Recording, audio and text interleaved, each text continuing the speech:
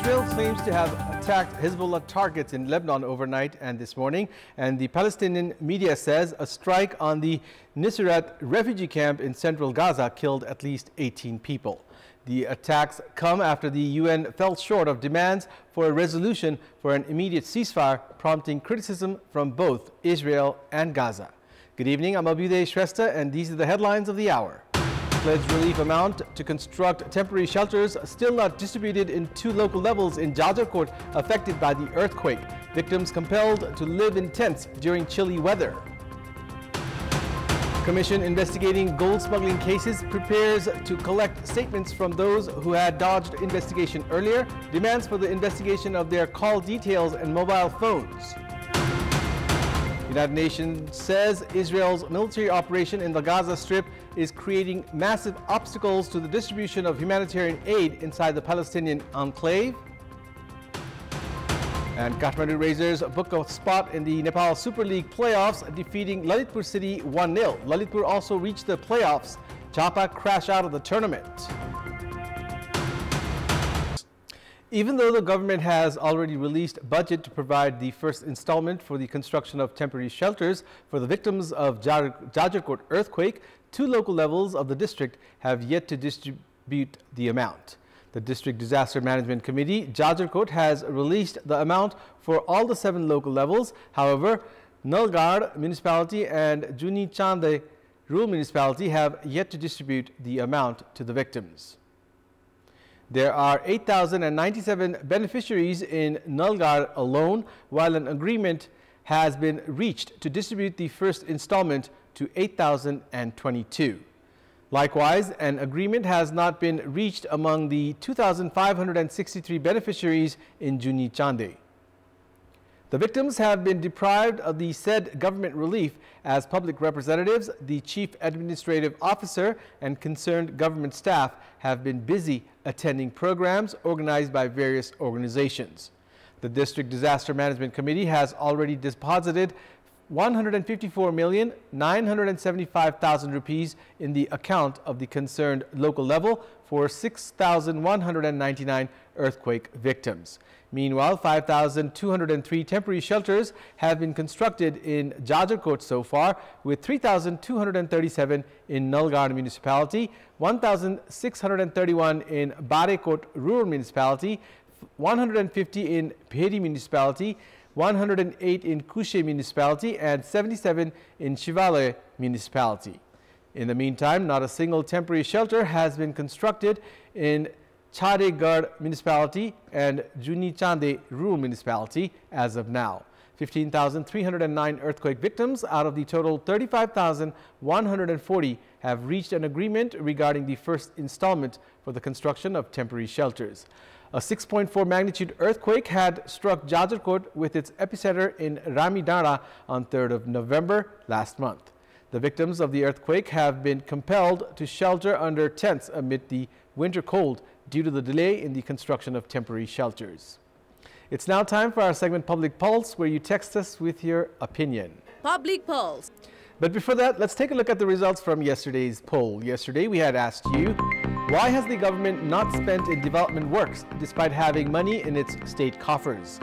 68% voted for A, government inability, 8% voted for B, problem in coordination, and 24% voted for C, procedural complication. And here's today's question. What's your take on earthquake victims not receiving pledged grants to construct temporary shelters even after 2 months since the earthquake? Your options are A, feeble government mechanism, B, public representatives' irresponsibility, and C, procedural delay. The voting is on. Type NEWS, select your option A, B, or C, and send it to 34001 to share your opinion with us. The commission formed to investigate gold smuggling cases is said to conduct separate investigation on alleged individuals who have been missed during the investigation conducted by the Central Investigation Bureau CIB of Nepal Police. The commission has suspected that a number of high-ranking officials who were in connection with the case had been able to dodge the investigation. The CIB had conducted an investigation on the 60-kilogram gold smuggling case involving 9 Chinese nationals and the smuggling of gold through electric cigarettes. The Commission has already collected statements from 31 alleged individuals, including those who had been arrested previously in connection with the case. Sources have said that, based on these statements, the Commission has kept some high-ranking officials under suspicion. The Commission has also geared up to collect statements from those who had been able to dodge the investigation conducted previously, despite being under suspicion. The Commission is said to further investigate their call details and mobile phones. For this, the Commission has demanded a 4-member team of experts. A member of the Commission has said that they have demanded for various experts, including the Deputy Superintendent of Police of the National Forensic Science Laboratory. During the investigation, connection between the main accused Belgium national of Chinese origin, Dawa Chiring, and a number of political leaders and high-ranking police personnel had been identified. However, the CIB did not file a case against them, citing lack of evidences. The meeting of the Commission, which is scheduled to be held after conducting inspection in the Nepal-India border area, is set to take further decisions on the matter. The deadline given to the Commission, which was formed under the leadership of former judge at the High Court, Dilli Raj Acharya, will end on 31st of December. Meanwhile, the Commission has already corresponded with the Ministry of Home Affairs demanding for an extension of the deadline by 3 months, as statements have been collected only from those who have already been arrested in connection with the gold smuggling cases. The report prepared by the probe committee, led by then Joint Secretary Ishwar Podel some 5 years ago regarding the 33-kilogram gold smuggling case, had been kept a secret until now. The Commission has demanded for the report, which includes more than 200 names. However, the Home Ministry has not provided the report, saying it had been misplaced. Nepali Congress President Sherbahadur Deuba has said that the nation had been reeling under crisis. Addressing the Bagmati Province Assembly held earlier today, Nepali Congress President Deuba called on everyone to unite and work together. He said that none of the parties would be able to secure majority vote under the proportionate category, and that Nepali Congress became the largest party with everyone's support. Deuba said that the party must be improved by making the cadres committed. During the program, Nepali Congress Vice President Dhanaraj Gurung said that all important bills, including the Federal Police Act, Federal Civil Service Act, and the Education Bill, will be introduced through ordinance given the delay in the Parliament session. He also pointed out towards the need to improve the working ways of the party. More than 143,000 applications have been filed for language examination under the Employment Permit System EPS, seeking job opportunities in South Korea. More than 143,000 applications were filed within the allocated 5 days. The examinees have demanded to increase the deadline, citing issues with the system. This is the record high number of applications filed within a short period of time. The South Korean government has allocated 16,000 quotas of laborers for Nepal for the year 2024. The Ministry of Labor, Employment and Social Security has said that the examination of those who have submitted their applications by yesterday will be held by mid-March. Head of the EPS office, Guru Datta Subedi, said that the number of applications could reach around 175,000 this year, as those who had failed to clear the exam in the first month of the ongoing fiscal year will also appear the exam this time around. South Korea has geared up to take laborers in the productive sectors, which has increased the number of applicants. The South Korean government had been taking laborers from Nepal to the country under the government initiation from the year 2008. The Ministry of Labor has said that 110,000 youths have been employed in South Korea as of now, while around 50,000 are currently working there. In our Public Voice segment today, we have asked people in several provinces regarding ways to end the obligation of seeking foreign employment. Let's take a look at what they had to say.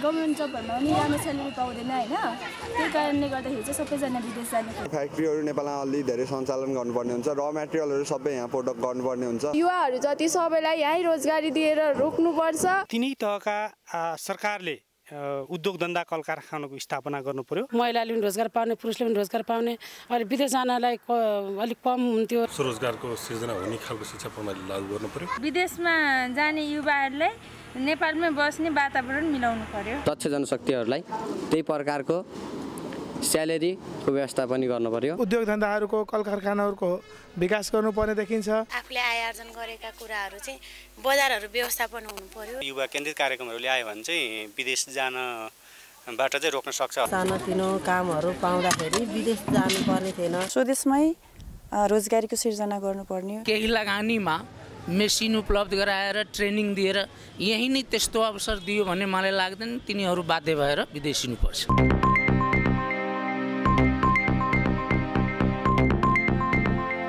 Prime Minister Pushpa Kamal Dahal has stressed on the importance of organ donation.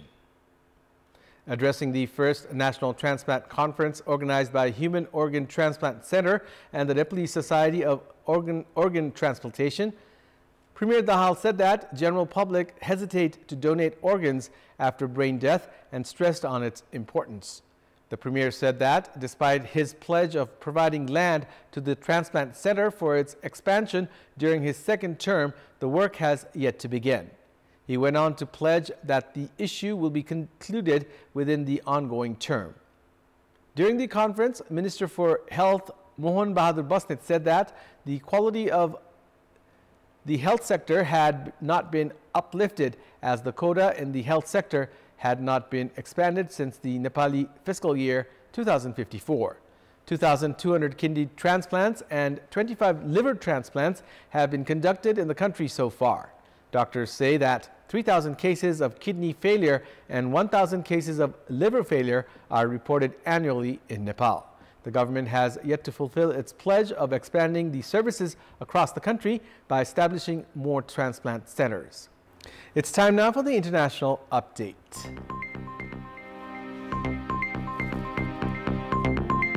United Nations Secretary General Antonio Guterres has said that the way Israel is conducting its military operation in the Gaza Strip is creating massive obstacles to the distribution of humanitarian aid inside the Palestinian enclave of 2.3 million people. Secretary General Guterres also urged Israeli authorities to lift restrictions on commercial activity immediately. Minutes before his presser yesterday, the United Nations Security Council approved a toned-down bid to boost humanitarian aid to the Gaza Strip and called for urgent steps to create the conditions for a sustainable cessation of hostilities after a week of vote delays and intense negotiations to avoid a veto by the United States. The humanitarian operation requires staff who can live and work in safety. Some 136 UN staff members in Gaza have been killed in 75 days, something unprecedented in the history of the United Nations. Some 1.9 million people, 85% of Gaza's population, have been forced from their homes. The health system is on its knees. Hospitals in southern Gaza are dealing with at least 3 times their capacity. In the north, they are barely operational. According to the World Food Programme, widespread famine looms. More than 500,000 people, a quarter of the population, are facing what experts classify as catastrophic levels of hunger. It's time now for the sports news. Sports news. Birganj United have failed to reach the playoffs of the Nepal Super League after suffering a 1-0 loss to Butua Lumini in their last league match today. In the match played at the capital's Dasrat Stadium earlier this afternoon, the first half ended in a goalless draw. Butua Lumini had the opportunity to score in the 54th minute, but Ashish Lama's strike hit the post. In the ensuing counterattack, Sunil Kharka's effort also hit the woodwork. Butua Lumini coach Bijay Marjan substituted Chandan Das for Ashish Lama in the 86th minute. That turned out to be the super substitute for the team. Chandan Das scored the only goal of the match in injury time to seal Butua Lumini's 1-0 win over Birganj United. With the win, Butua Lumini ended Birganj United's chances of reaching the playoffs. Butua Lumini had already crashed out of the tournament prior to today's match. Butua Lumini secured 10 points from 8 matches, while Birganj ended with 8 points. Defending champions Kathmandu Razors have reached the playoffs of the Nepal Super League, defeating Lalitpur City FC 1-0. However, Lalitpur had already booked a spot in the playoffs prior to the start of today's match against Kathmandu after Butwal Lumbini defeated Birganj United.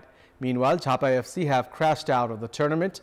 If Kathmandu had lost or tied today, Jhapa would have reached the playoffs. In the match played between Kathmandu and Lalitpur at the Dashrath Stadium this evening, the goal scored by Andres Nia in the first half injury time was the deciding goal of the match that confirmed the playoff spot for Kathmandu Razors. Although Lalitpur piled pressure on Kathmandu in the second half, they failed to come up with an equalizer.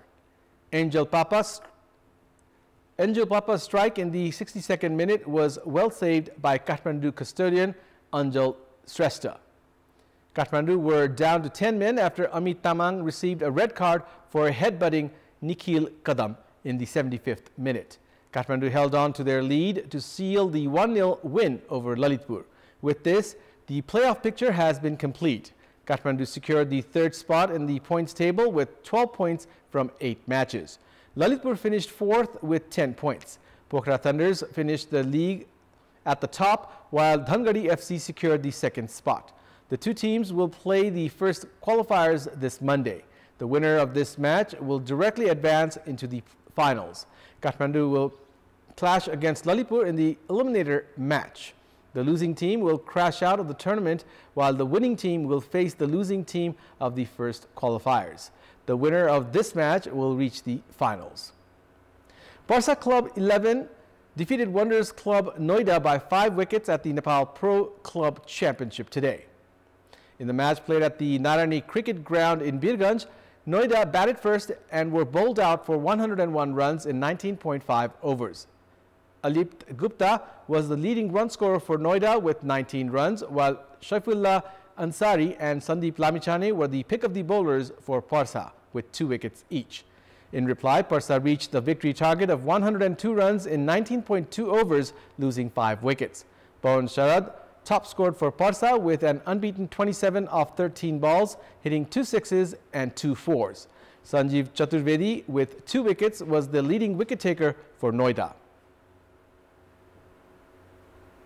Meanwhile, in another Nepal Pro Club Championship match played today, Nepal Police Club defeated Uttar Pradesh Club 11 by 6 wickets. In the match played at the Narani Cricket Ground in Birganj today, Uttar Pradesh batted first after losing the toss and posted 88 runs for the loss of 7 wickets in the allotted 20 overs. Nikhil Pratap was the leading run scorer for UP club with 24 runs, while Jaideep Singh contributed 17 runs and opener Shubham Chaudhary added 15. Sagar Dakal and Rashid Khan grabbed 2 wickets each and were the pick of the bowlers for Nepal Police. Chasing a victory target of 89 runs, Nepal Police Club Ramthom scoring 92 runs in 14.2 overs, losing 4 wickets.